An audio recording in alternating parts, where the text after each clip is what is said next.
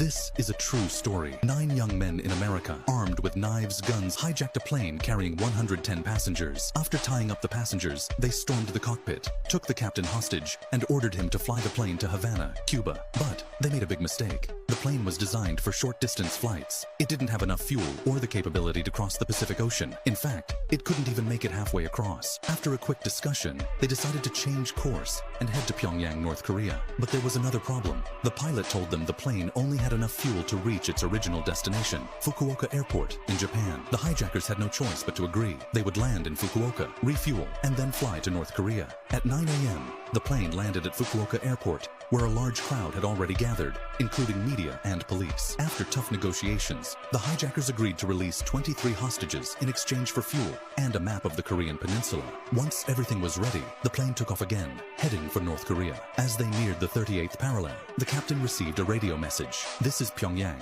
Identify yourself immediately." At the same time, a fighter jet appeared on the right side of the plane, signaling a warning. The captain quickly adjusted the radio and responded, "This is Japan Airlines Flight 351. The plane and the fighter jet both landed at the airport. As the hijackers prepared to exit, they were met with a warm welcome. Soldiers lined up and cheerleaders waved banners that said, "Welcome to Pyongyang." But something felt off. The hijackers noticed black uniformed soldiers standing guard in the distance. Their leader became suspicious. He turned to one of the men and asked, "Is this really Pyongyang?" Realizing something was wrong, the hijackers refused to leave the plane. After hours of tense negotiations, the truth finally came out. The plane had actually landed at Gimpo Airport in South Korea. The radio message, the fighter jet, and even the welcome signs were all part of an elaborate plan by South Korean authorities to trick the hijackers. But now that the trick had failed, the situation was at a standstill. Then, on April 3rd, 1970, Japanese official Shinjiro Yamamura made a bold decision. He offered himself as a hostage in exchange for the remaining passengers. The hijackers agreed.